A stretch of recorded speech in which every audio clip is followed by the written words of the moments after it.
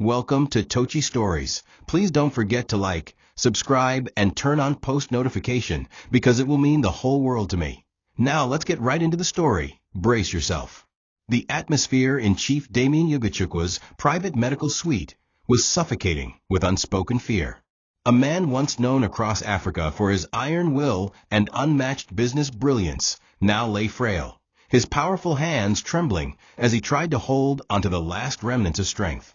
Zara, his only child and the pride of his existence, sat beside his bed, her face shadowed with grief she was too proud to show.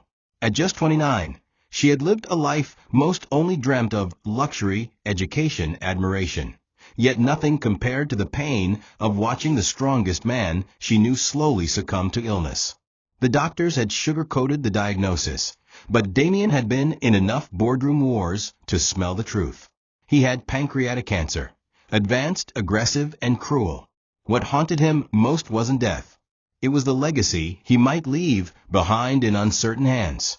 His company, worth billions and employing thousands, needed someone who would protect it not just with intelligence, but with heart. And he feared Zara, for all her beauty and brilliance, had not yet found the kind of man who would truly deserve her and his empire. Damien turned to Zara with tear-glazed eyes, his voice hoarse and brittle. "I don't fear death, my jewel," he whispered, "but I fear leaving you alone in a world where power-hungry men will either prey on you or take advantage of your love." His words settled over her like cold chains.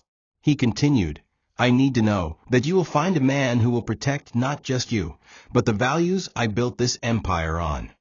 Zara struggled to hold back tears.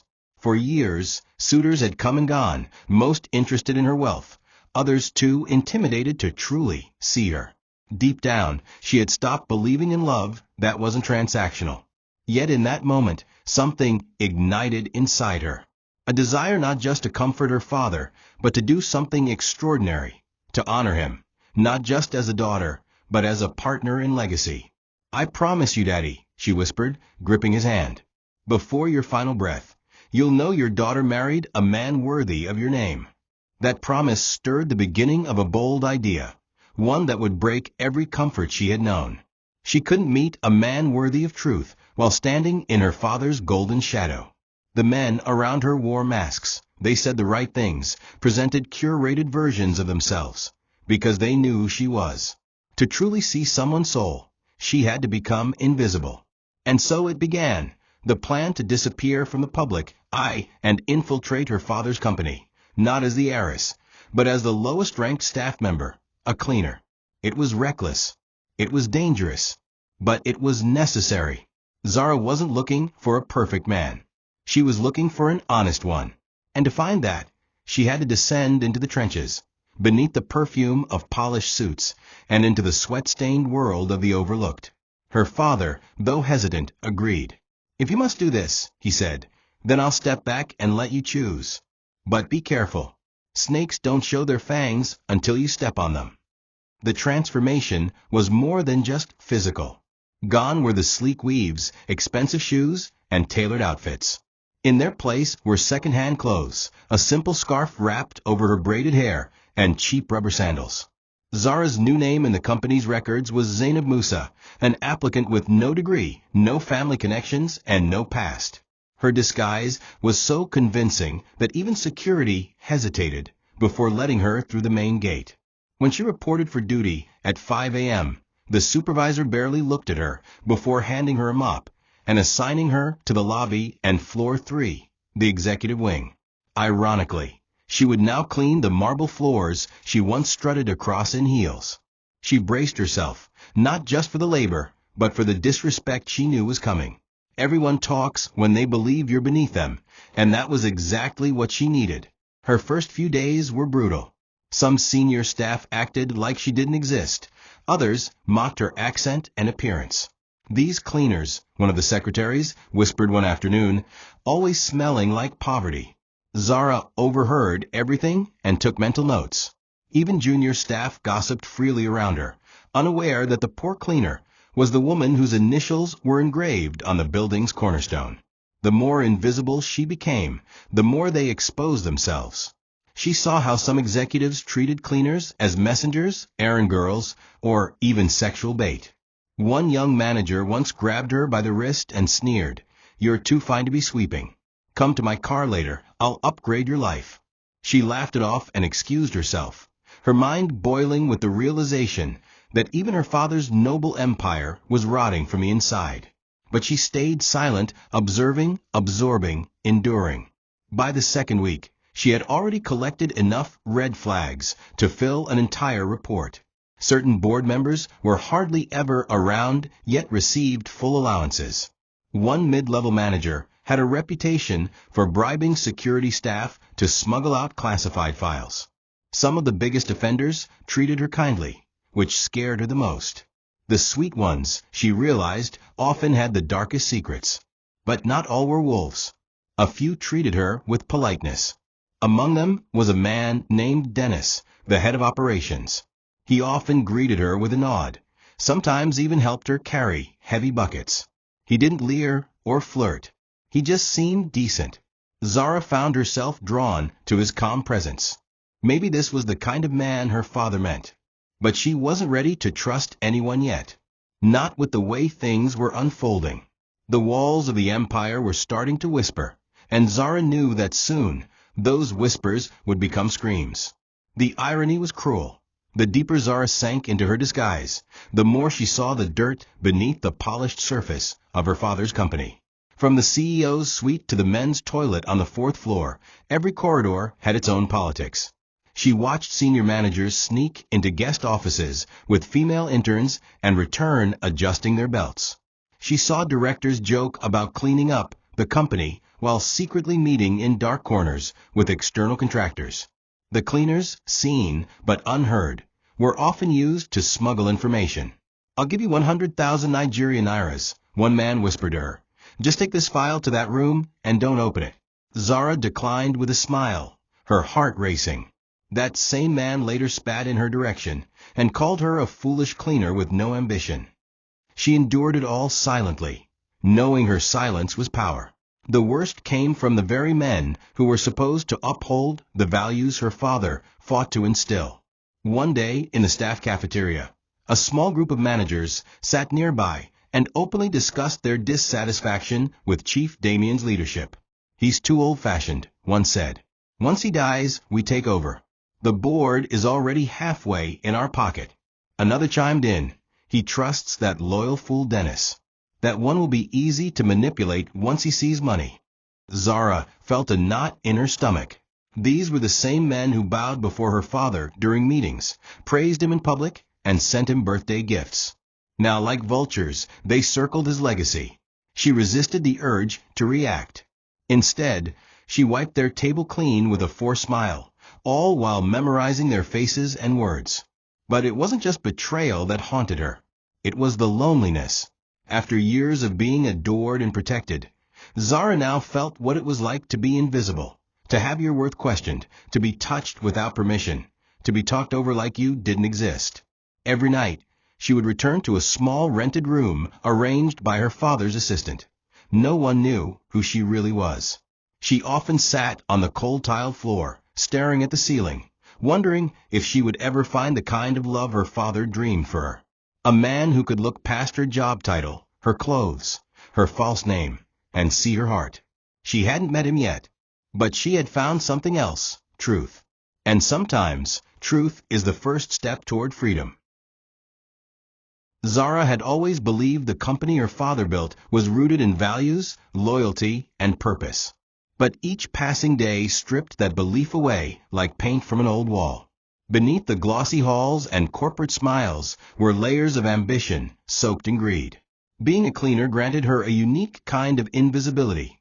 People acted freely around her, whispered secrets in her presence, and left confidential files within her reach without a second thought. One rainy morning, as she cleaned the executive lounge, she overheard two senior staff discussing the need to fast-track the chairman's demise. "Once the old man is gone," one said, "we'll push for a board vote to transfer control. His daughter is still unmarried, and no one knows where she is. Perfect vacuum to step in." The other man chuckled darkly, adding, "We just need inside info on his whereabouts. That's the key." Zara froze in place, her heart thudding. This wasn't just betrayal. It was a conspiracy. By the end of that week, Zara had gathered a terrifying amount of intel. Some of the staff had begun attempting to bribe the cleaners, offering them money to keep an eye on Chief Damien's movements.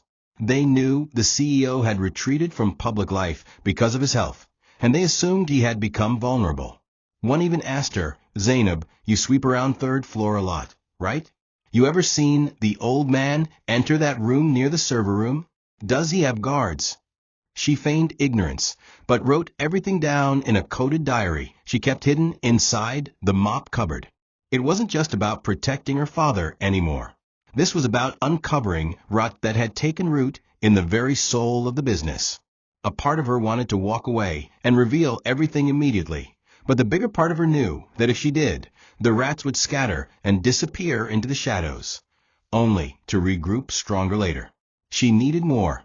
She needed names, plans, motives. And yet, in the midst of all the tension, she found herself watching Dennis again. He seemed so calm, so collected, always walking with a sense of purpose, always polite, and strangely distant from the gossip. Unlike the others, he didn't speak ill of the CEO, at least not in her hearing. In meetings, he was direct and clean-cut. When one manager rudely asked her to scrub a coffee spill, Dennis intervened, telling the man off for being disrespectful. That moment touched something inside Zara. Could it be that he was one of the good ones? She didn't know yet, but she began to keep mental notes of his behavior, watching the way he handled pressure, the way he spoke to female employees, and especially the way he never looked at her like she was beneath him. Her instincts were torn. The company was a minefield, and she couldn't afford to misplace her trust. But something about Dennis kept drawing her in, like a puzzle piece she couldn't ignore. Dennis was unlike the other executives. Where others barked orders and threw their weight around, he walked through the halls with a quiet authority. He wasn't showy, nor did he overindulge in flattery or ego. What Zara admired most was his dedication. He often stayed late, double-checked project files himself, and treated everyone, from the security to the cleaners, with a baseline of human decency. Zara had seen him offer his lunch to a junior IT staff who forgot theirs, and even help an intern adjust a presentation in the conference room. These actions weren't forced. They seemed like habits. She began to linger a little longer around his wing of the building, sometimes pretending to mop slowly just to catch his voice in the background. He spoke of ideas to improve efficiency, to cut down unnecessary costs, to raise worker morale. Even when he disagreed in meetings, he did so respectfully. To Zara, he began to resemble the kind of man her father hoped she'd meet, one who stood for something deeper than wealth. Their first real conversation happened near the elevator. Zara was carrying a large bucket of water when the lift doors opened and nearly knocked it from her hands. Dennis was inside. He stepped out quickly, grabbed the heavy bucket without asking, and helped her balance it. "That looks painful," he said with a half-smile. "You shouldn't be lifting that alone." Zara blushed, forcing her voice to remain steady. "It's part of the job, sir. But thank you." He smiled again, more warmly this time, and said, "Still, you shouldn't carry the weight of the world alone, even if they say it's your job." That sentence stayed with her the entire day. It wasn't romantic, not even deeply personal, but it was kind. It was the first time in a long while someone noticed her struggle. And even though she had everything in the world outside those company walls, in that moment she felt strangely seen. That night, she couldn't stop thinking about him. Days turned into weeks, and their interactions grew subtly more frequent. Sometimes he'd ask her how her day was. Once he brought her bottled water after seeing her sweating. She always kept her responses brief, afraid she might slip up and reveal too much. But in her heart, she began hoping that perhaps the universe had placed someone in her path not just to expose the corrupt, but to heal her belief in love. It wasn't just that Dennis was attractive, tall, warm-eyed, with the calm voice of a man who had suffered and survived. It was the way he seemed incorruptible, the way other men looked nervous around him. the way people lowered their tones when he entered a room. In a sea of fake smiles and secret agendas, he stood like a pillar. And Zara, in her cleaner's uniform and hidden identity, began to wonder if maybe, just maybe, she had found the one. Zara knew better than to fall too fast, but something about Dennis made it difficult. Every time he asked if she had eaten or if she needed help, a small part of her wanted to confess everything, to pull him aside and say, "I'm not who you think I am. I'm the daughter of the man you respect, the heir of this empire you protect." But she couldn't. The danger was still too real. The betrayal ran too deep. There were still people trying to bring her father down, and if she revealed herself too early, she would become a target. And so she kept smiling, pretending, laughing at small jokes, responding to Dennis with warm eyes but distant words. She tried not to let it show, but inside, she was fighting a war between her heart and her mission. Her job wasn't done, and love, if it was truly love, would have to wait. She began to learn more about Dennis from others. Some cleaners whispered about his generosity. "That Oga no day even collect bribe," one said. "He day different."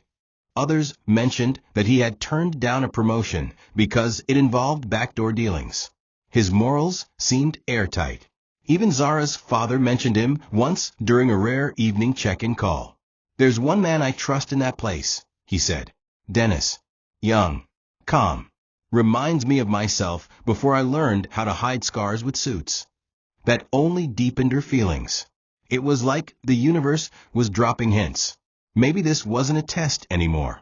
Maybe it was fate. But fate had a cruel sense of timing. Because just as she began to soften toward him, she stumbled upon something that shattered the fragile dream she had begun to build. It was a Thursday evening, and the office was nearly empty. Zara had gone to the executive floor to retrieve her forgotten notepad. As she walked past Dennis's office, she heard his voice, but it wasn't the warm, noble tone she had grown used to. It was sharper, more secretive.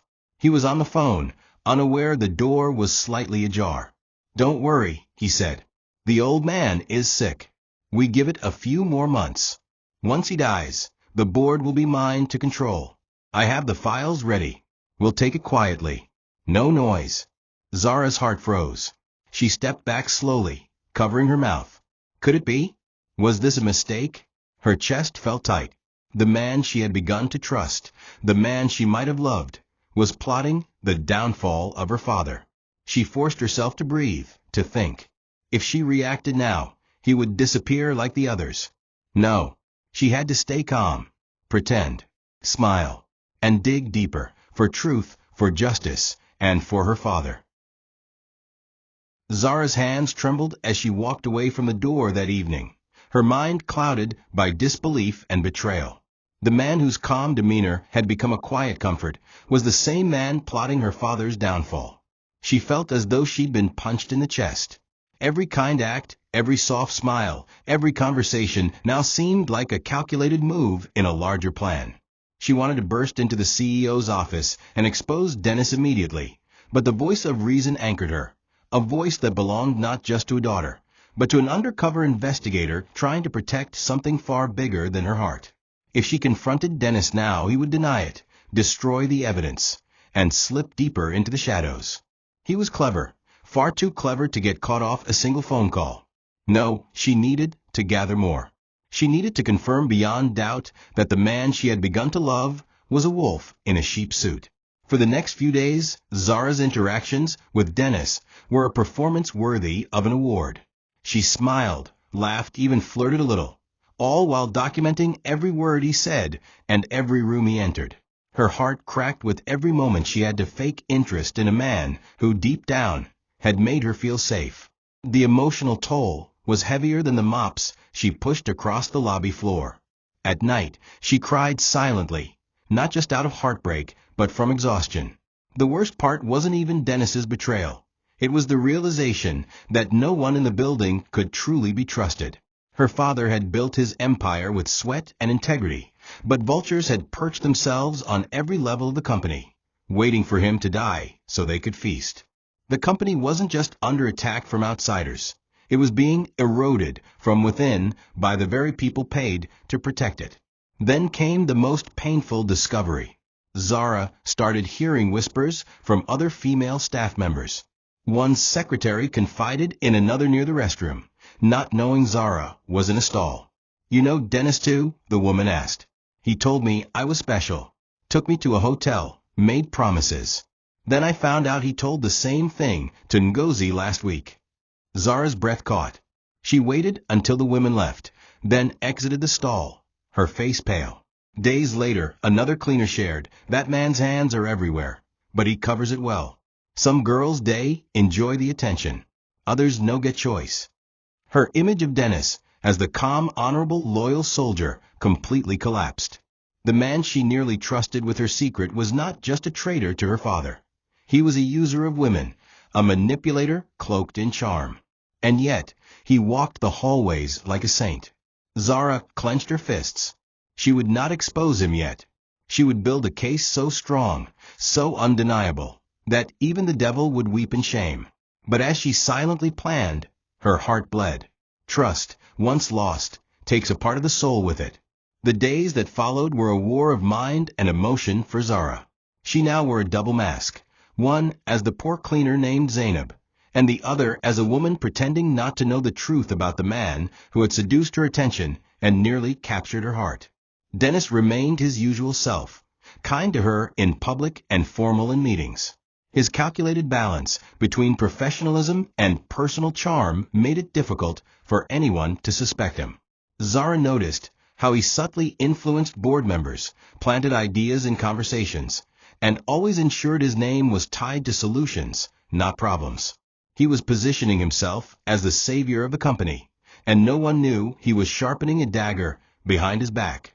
It became clear to Zara that Dennis had spent years weaving a web of influence. And somehow, in that web, she had almost become the spider's prize. She began shadowing his movements more carefully. Whenever he stepped into a restricted area, she followed, cleaning equipment in hand, head bowed low. One afternoon, she saw him slip into the records room and take photos of financial documents.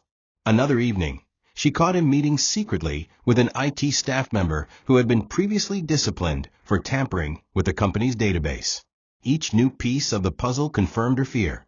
Dennis was not acting alone. He was part of a network, a small but dangerous faction within the company determined to wrest control after her father's death. What struck her most was how confident Dennis was. He wasn't afraid. That could only mean one thing. Someone powerful on the board had promised him a seat at the top. Zara's mission was no longer just about finding a trustworthy man. It was about protecting her father's entire legacy. But she couldn't keep walking through fire alone. She needed someone to help, someone she could at least observe from a distance to test their loyalty. That's when she noticed him, a cleaner she hadn't paid much attention to before. He was handsome but unassuming, soft-spoken but alert. His name was Chike. He was always punctual, never gossiped, and always treated the building like it was his home. One day, she saw him quietly help another cleaner who had spilled a bucket of water, not because anyone asked, but because he cared. There was something steady in his manner, something that didn't seek attention. It was like watching a man carry light in a dark hallway. Zara began to watch Chike closely, and what she found in the days that followed would change everything she thought she knew about loyalty and about love. Zara's first real conversation with Chike happened near the staff break room. She had dropped a pile of folders while pretending to sort the janitorial log, and he instinctively rushed over to help. "Thank you," she said softly, observing his calm demeanor. "People don't usually stop." He gave a modest shrug. "We should all help when we can. No work is too low. Not even cleaning." That sentence hit her like thunder. There was no arrogance in his voice, just sincerity. And from that moment, Zara felt a strange calm around him, as though he carried a truth the world hadn't yet discovered. Over the next few days, she found excuses to talk to him, sometimes during lunch, sometimes while they cleaned different wings together. He never flirted, never made her feel less. He asked about her background, and she lied again, said she was from a village in Bainway State, trying to make ends meet.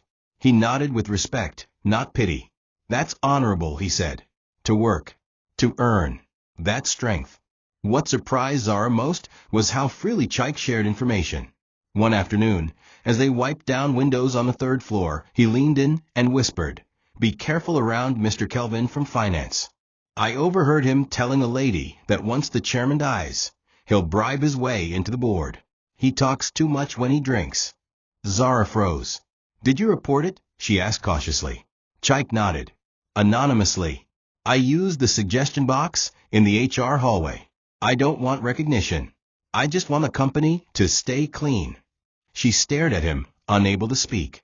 Here was a man risking his job, maybe even his safety, and doing it silently, with no agenda but integrity.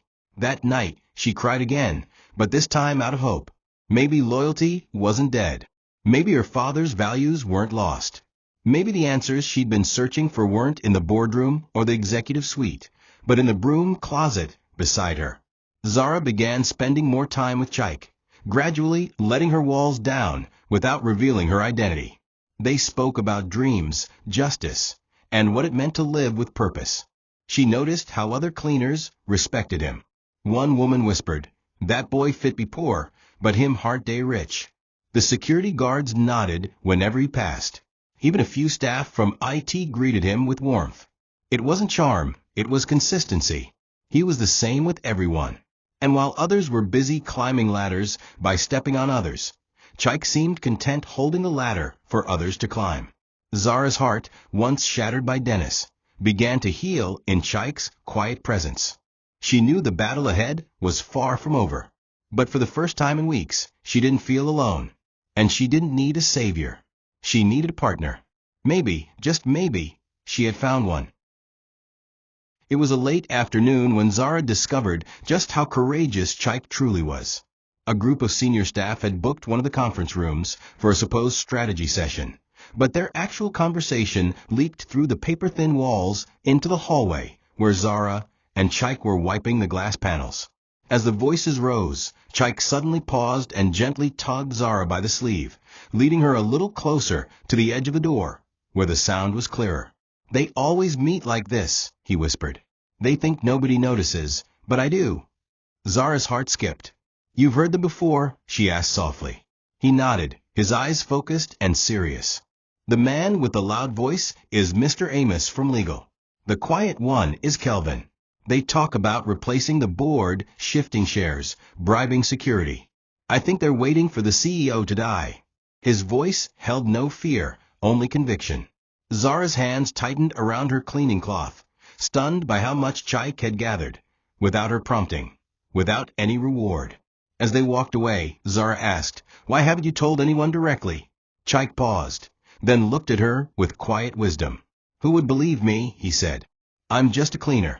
If I talk, they'll say I'm lying, or worse, they'll make me disappear." His words stung with truth. That was the reality of their world. The wealthy had layers of protection, but those at the bottom were exposed, dispensable. "So I gather quietly. I've reported a few things anonymously. I leave notes in the HR suggestion box or tip the IT guys to watch the server logs. That's all I can do. But I won't stop." Zara watched him closely, her heart heavy with admiration. This man, whom everyone overlooked, had become a silent soldier, risking everything for a company that didn't even know his name. She wanted to hug him, to scream and tell him the truth. But it still wasn't time. Not yet. That evening, as she walked home, the weight of Chike's courage pressed down on her. In a world full of pretenders, manipulators, and greedy men, he had emerged as the most genuine person she had met in years. Unlike Dennis, whose charm was a carefully crafted mask, Chike's sincerity was effortless. He didn't try to impress anyone. He wasn't calculating. He simply did what he believed was right, even when no one was watching. Zara began to see him differently, not just as a helpful colleague, but as a man of rare integrity. Her heart, still aching from past disappointment, found comfort in his presence. And even though he had no idea who she really was, he treated her like a human being, not a tool to be used or a ladder to be climbed. In that moment, Zara made a decision. She would trust Chike. Slowly, carefully, but fully. And together, they would uncover everything and protect her father's legacy.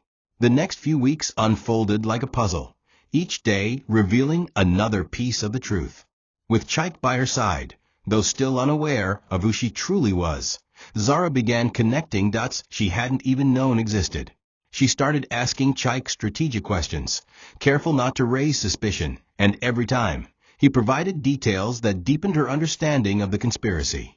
One evening, as they sat beneath the staircase in the janitor's corner taking a brief rest, Chike casually mentioned that Mr. Kelvin always used the third elevator because the security camera in it doesn't work. That was a major revelation. Are you sure? Zara asked, surprised. Yeah, I heard him once, drunk, telling someone it's the safest lift if you don't want Big Boss seeing your face. That single sentence explained how some files had gone missing without any trace on the surveillance records. With that knowledge, Zara quietly passed a message to her father's trusted IT aide to investigate further, without revealing how she knew. More than anything, Zara noticed how Chike never asked for anything in return. He never pried into her personal life, never complained about his salary, never hinted at wanting to rise above his station. Instead, he focused on his work and spoke passionately about fairness, about justice, about not letting the wrong people take power. I may not own anything here, he once said, but I work like I do. Because if wicked men take over, even we at the bottom will suffer first. His words resonated deeply with her. She had spent so much of her life surrounded by wealth, hearing people speak about business from balconies and boardrooms. But here was someone who saw the company as a living thing, a place worth defending not just for profit, but for people. Zara's admiration grew by the day, not for his looks, though he was undeniably handsome, but for his spirit, for his heart. Still, she struggled with guilt. Every day, she didn't tell him the truth about who she was, felt like a betrayal. And yet, she knew that revealing her identity now could ruin everything. Chike wasn't driven by fame or fortune, and she feared he might think her kindness was manipulation. So, she kept her secret, choosing instead to show him her genuine self through actions. She joined him in cleaning tasks, even when she didn't have to.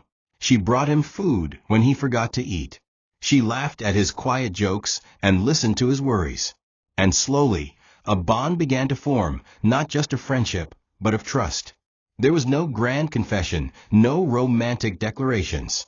Just two people who had found in each other something rare and true. What Chike didn't know was that the woman beside him had the power to change his life forever. And what Zara didn't yet realize was that the man beside her might be the key to saving hers. It happened on a stormy Tuesday evening. The rain had started around noon, and by closing time, the company was nearly empty. Most staff had left early due to flooding concerns, but Chike had stayed behind to help fix a leaking ceiling in the second-floor pantry. Zara, ever curious and determined to stay close, volunteered to assist. As they worked together, laughter dancing between hammer taps and makeshift repairs, something unexpected occurred. A loud crash echoed from the server room just across the hallway. Instinctively, Chike grabbed Zara's arm and pulled her behind a nearby wall. Moments later, they saw two men, both mid-level employees from procurement, sneaking out with what appeared to be a hard drive and files. They didn't notice the two cleaners crouched in the shadows. Chike's eyes narrowed. "I knew it," he muttered. "They're trying to erase evidence." Zara's heart raced. It was more serious than she'd imagined. These weren't just rumors anymore. These were felonies happening in real time. The following day, word spread fast. The server had crashed, and certain key records were now missing. The IT department was in panic, and Dennis, ever the calm manipulator, took center stage during the emergency board meeting. He promised to fix the mess, and blamed the failure on old equipment and negligent staff. Zara sat in the back, broom in hand, watching him perform. Everyone nodded, some even praised him. Only a few, like the head of HR, seemed unconvinced. That night, Zara found Chike cleaning the parking lot, unusually quiet. "They're making me nervous," he admitted. "One of the guys I reported anonymously got transferred today. No explanation. I think they're tracking whoever is behind the tip-offs." Zara's stomach turned. Chike was in real danger.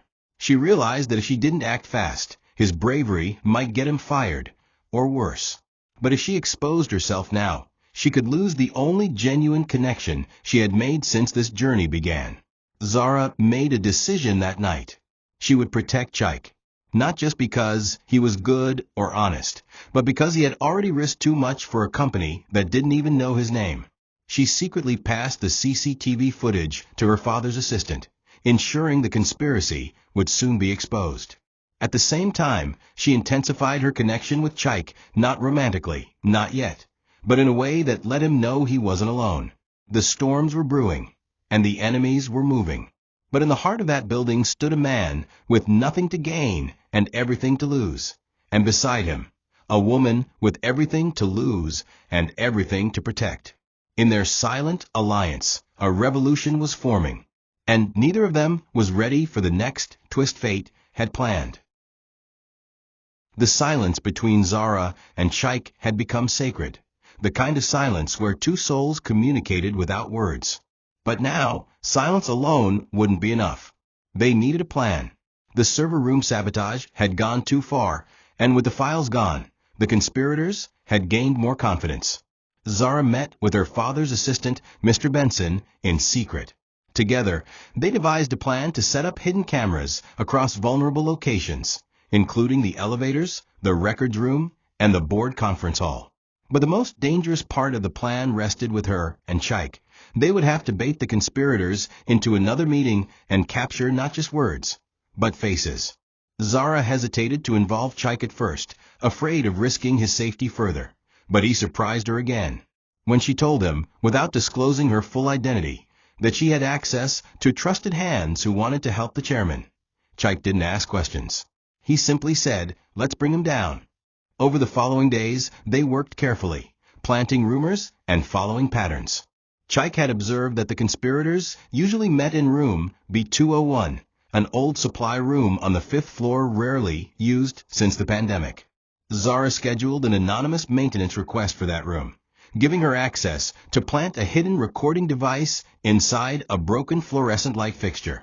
Then came the harder part, staging a conversation loud enough to lure the conspirators back in. Chike did his part by feeding the most arrogant of them, Mr. Amos, a carefully crafted lie, that a flash drive containing critical financial documents had been recovered by an intern and was stored temporarily in room B201 pending investigation. It was risky. It could blow up in their faces if the men caught wind of the trick. But Zara trusted Chike's instincts. They waited in nervous anticipation, checking the hidden camera feed from a secure laptop in Mr. Benson's possession. The trap worked. 3 of the conspirators, including Dennis himself, arrived in the room 2 days later. The recording captured everything, from discussions about manipulating the board vote to quiet admissions about past thefts. Dennis, confident and smug, outlined how he'd already won over 2 weak board members, and that once Chief Damien died, the rest would fall in line. "The old man is barely breathing," he laughed. "The company's mine. They just don't know it yet." Zara's blood boiled. The footage was painful to watch, especially hearing Dennis speak of her father like a dying dog. But she held herself together, knowing this was the final proof they needed. She and Chike had done the impossible, gathered undeniable evidence without raising alarm.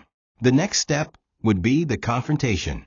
But even before that, Zara looked at Chike as he watched the screen beside her, emotionless, focused. This man had risked everything for truth. She still hadn't told him who she really was. But she knew in her soul he was the one. The atmosphere in the boardroom that morning was tense.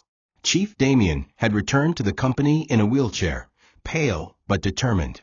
Flanked by his assistant and the acting head of internal security, he requested a full executive meeting under the guise of a policy review.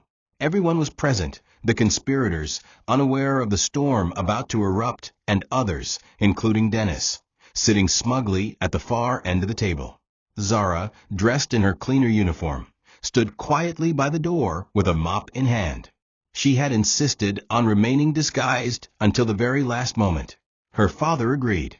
The truth, he said, needed to be revealed like lightning, sudden, blinding, undeniable. As the meeting began, Chief Damien spoke slowly. "There have been whispers," he said. "Whispers that the walls of this company are not just cracked, but poisoned from within. And today, we will shine a light into those dark corners." Mr. Benson stepped forward and placed a laptop on the conference table. With a click of a button, the hidden camera footage began to play. For the first few seconds, the room remained quiet. Then gasps erupted as faces began to appear on the screen. Dennis froze. Mr. Amos and Calvin shifted uncomfortably in their seats. Their own voices filled the room, echoing with confessions of betrayal, fraud, and mockery. "Once he dies, the board will be mine. She's just a girl. We'll control her." The room was in chaos by the time the footage ended. Chief Damien remained composed but firm. "You called me old, weak, ready to die," he said, locking eyes with Dennis. "But I have never been more awake, and I will not let rats dine on my flesh while I'm still breathing." Security entered the room. Arrests were made on the spot. Dennis, shocked and defiant, shouted, "This is a setup. She did this. That girl Zainab." Everyone turned to Zara, confused. "She?" Chief Damien asked with a knowing smile. Zara stepped forward, removed her headscarf, and slowly pulled off her cleaner uniform to reveal a simple but elegant dress beneath. Gasps swept the room. "Good morning," she said, her voice calm but heavy with truth. "My name is Zara Yugachukwu, daughter of the CEO, heir to this company. And yes, the cleaner you all ignored, insulted, and tried to bribe." Shock turned to shame as many board members looked away. Dennis fell silent, rage and regret battling behind his eyes. Chief Damien chuckled softly. "You see, gentlemen, you never know who is watching. You never know who is listening. And that is what makes power dangerous in the hands of the foolish." Zara scanned the room and saw only one person whose eyes were filled not with fear, but confusion and hurt, Chike. He hadn't known. She hadn't told him. And now, as she met his gaze, she saw not joy, but betrayal. Zara found Chike standing outside near the back garden, away from the chaos and whispers inside the company building. His back was to her, his shoulders tense. She approached slowly, her footsteps soft on the pavement. "Chike," she said gently. He turned, his face unreadable. "So it was all a game?" he asked, voice low. "All this time you were just watching? Testing me?" His words sliced through her like a knife. "It wasn't a game," she whispered. "I was trying to protect my father. I didn't know who to trust. I didn't expect to find you." She paused, the emotion in her throat rising. "I didn't expect to find someone who would show me what real loyalty looks like." Chike looked away, his hands clenched. "You lied to me. Every day. You let me speak my truth to someone who wasn't being true with me." There was no anger in his voice, just hurt. Deep, raw hurt. "I didn't know how to tell you," Zara said, her voice trembling now. "At first I was scared. Then I was ashamed. You treated me with more dignity than anyone ever has, even when you thought I was just a cleaner. You respected me. You believed in me. And I was afraid that if I told you the truth, everything would change." Chike nodded slowly. It did change. Zara's heart broke. "I love you, Chike. And not as Zara the heiress, or as the daughter of a billionaire. I love you as Zainab, the girl who watched you put others before yourself, who saw you fight battles no one even knew you were fighting." She stepped closer, tears now freely falling. "If I could go back and do it differently, I would. But all I can do now is tell you, you're the one. You've always been the one." Chike looked at her for a long moment. His silence was deafening. Then he exhaled. "I believed in you," he said softly. "I believed in what we had. And right now, I don't know what to believe anymore." He turned and began to walk away. Zara reached out, but her hand fell to her side. She had expected anger. She hadn't expected the silence, the emptiness. Watching him walk away was harder than anything she'd endured during her months in disguise. Harder than hearing Dennis plan her father's downfall. Harder than pretending to be someone she wasn't. Because Chike had seen her, not her wealth, not her name, but her. And now he was gone. She dropped to her knees in the garden, sobbing quietly as the wind rustled the trees. The battle for the company had been won. But her heart? That war was still raging. The days after the boardroom exposure were filled with media chaos, internal restructuring, and rapid damage control. But to Zara, everything fell hollow. The empire her father built had survived the assault. The conspirators had been arrested or suspended pending trial. Her father was hailed as a lion who roared even in sickness. But in all of this, her heart was missing its rhythm. Chike had left. He hadn't returned the next day or the next. Human Resources reported that he resigned with no notice, leaving only a short note. "Thank you for the opportunity to serve. I need time to breathe again." Zara kept the note pressed against her chest at night like a fading photograph. She had walked through fire to protect her family, but in the process, she had lost something even more precious, the purest connection she had ever known. It didn't matter that she was heir to billions. It didn't matter that she'd been applauded for her bravery. Without Chike, she felt small and utterly alone. Unable to take the uncertainty any longer, Zara decided to find him. She remembered how he once casually mentioned the name of his street while talking about his mother's vegetable stall. With help from Mr. Benson, she traced the location to a modest neighborhood on the outskirts of town. The streets were rough, the houses tightly packed, a stark contrast to the world she was raised in. But Zara didn't care. She walked past puzzled eyes, ignoring the whispers of "Isn't that the CEO's daughter? And what's she doing here?" until she reached a small, neatly swept compound with potted plants and a wooden bench out front. There he was, sitting in a sleeveless shirt and faded jeans, reading a worn-out novel. His eyes met hers the moment she stepped in, and he stood slowly, his expression unreadable. "Zara," he said, not with anger, not with love, but with quiet confusion. "Why are you here?" Zara stepped forward, her voice shaking. "Because I can't sleep. Because I can't breathe knowing I hurt you. Because I'd rather be sweeping floors beside you than running a company without you." He didn't respond. She continued, "I lied, yes. But not about how I feel. Not about what you mean to me. I watched men in suits wear masks every day, but you, Chike, you never wore one. You stood tall in a place that kept trying to pull you down. And you gave me hope when I had none." Her voice cracked. "Please don't let my mistake erase everything we built." Chike lowered his gaze. "I wasn't a project, Zara," he said softly. "I wasn't supposed to be tested. I shared my truth with someone I thought was just like me, struggling, dreaming. You knew everything about me, but I knew nothing about you." There was no venom in his words, just hurt. Deep, raw, soul-cutting hurt. Zara nodded through the tears. "Then let me start again," she whispered. "Not as an heiress, just as the woman who loves you." Chief Damien Yugachukwu was not a man who begged. He had negotiated deals with presidents, outsmarted billionaires, and built an empire from scratch.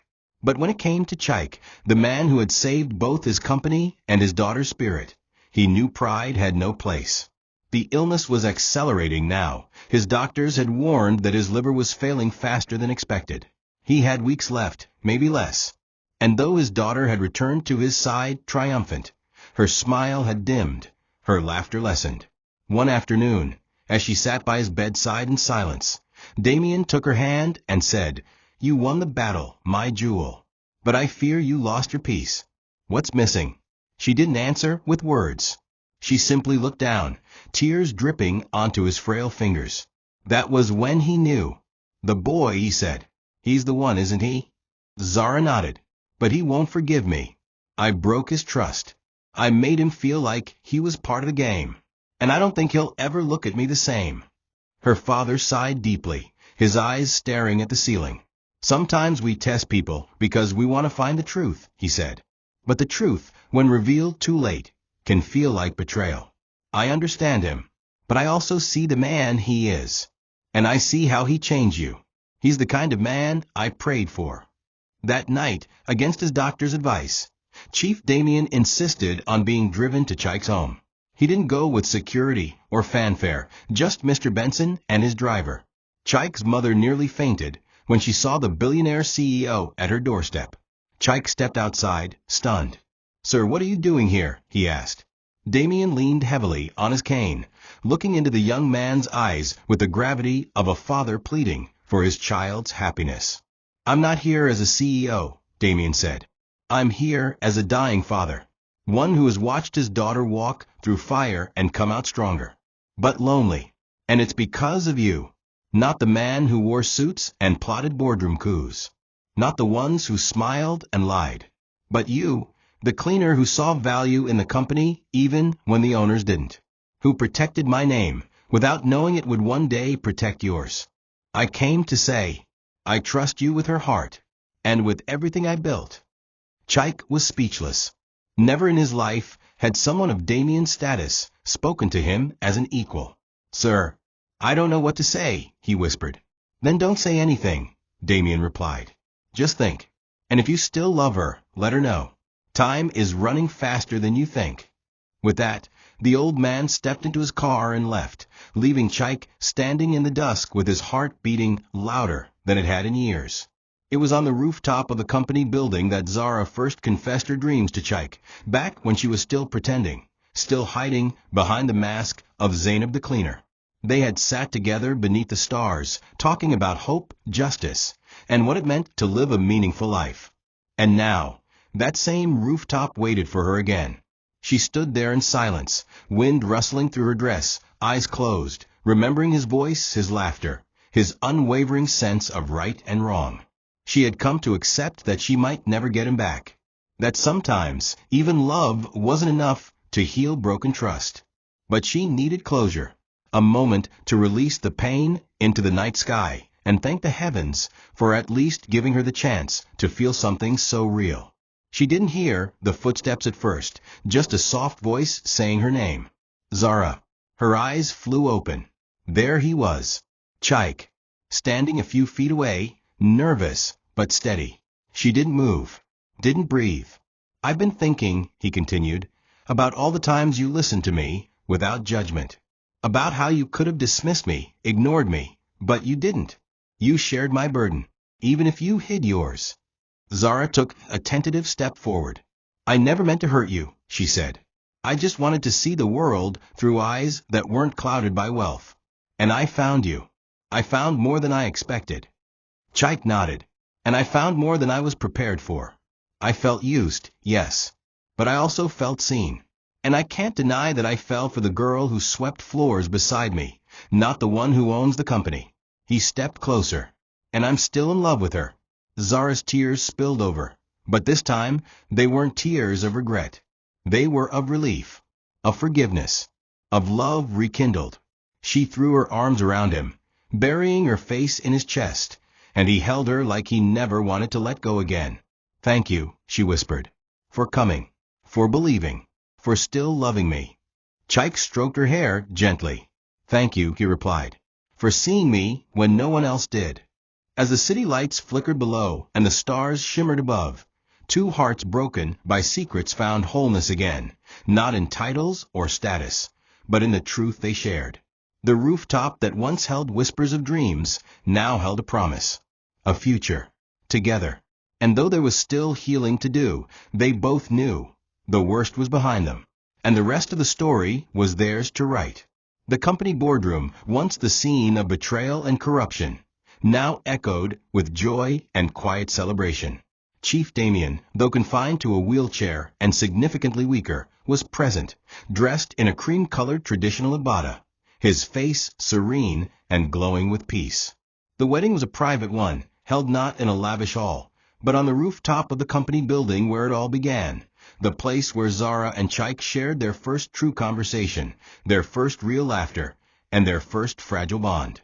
There were only a few chairs, some flowers arranged in white vases, and soft music from a violinist, simple, elegant, intentional. Zara walked in, dressed not like a billionaire's daughter, but like a woman in love. Soft lace, minimal makeup, and sandals that clicked gently on the floor. And standing at the altar was Chike, wearing a dark blue native attire tailored modestly, but with pride in his stance and love in his eyes. As vows were exchanged, no one in attendance was dry-eyed. Mr. Benson, the faithful assistant, smiled throughout like a proud uncle. The few loyal staff invited clapped warmly, and Chief Damien held his daughter's hand with trembling fingers, whispering, "You chose well." When it was Chike's turn to speak, he looked into Zara's eyes and said, "I never dreamed I would be loved like this. I never expected to meet someone who would see beyond my uniform, beyond my salary, beyond my fears. But you did. You, who swept floors beside me even when you had the world at your feet. I vow to love you not as a trophy, but as a partner. Not for the empire you come from, but for the heart you gave me when you had no reason to." Zara, sobbing softly, replied, "And I vow to protect that heart. Because you didn't just love me. You helped me see who I could be when I chose truth over comfort." As they were pronounced husband and wife, Chief Damien raised his hand and gave a soft, approving clap. His daughter, the heiress he feared would fall into the wrong hands, had chosen a man of courage, honor, and grit. That evening, as the small gathering melted into quiet laughter and dancing under the stars, Chike and Zara danced slowly to no music, just the sound of the city's heartbeat. She leaned into him, whispering, "You're not a cleaner anymore." And he smiled, pulling her closer. "Maybe not," he said, "but I'll never forget who I was, and who stood beside me when the world didn't see my worth." In the world's eyes, he had married a queen, but in his heart, he had simply married the woman who swept away his fears and replaced them with love. After Chief Damien's peaceful passing 2 weeks later, the company observed 3 days of silence. He was buried with honor, his legacy celebrated nationwide. But what mattered more to Zara and Chike wasn't the headlines. It was the final letter he left behind. It was addressed to the two who chose truth. In it he wrote, "Legacies are not built by wealth, but by people who carry light in dark rooms. I entrust this company not to heirs, but to hearts. Continue what I began. Make it better. Make it honest. Make it yours." Chike cried while reading it, holding Zara's hand as they sat in the office that now bore both their names on the door. She had made him a director, not out of love or sentiment, but because he had earned it, with blood, sweat, integrity, and unmatched courage. And he served with diligence, becoming a bridge between top management and junior staff, ensuring the culture of the company changed from within.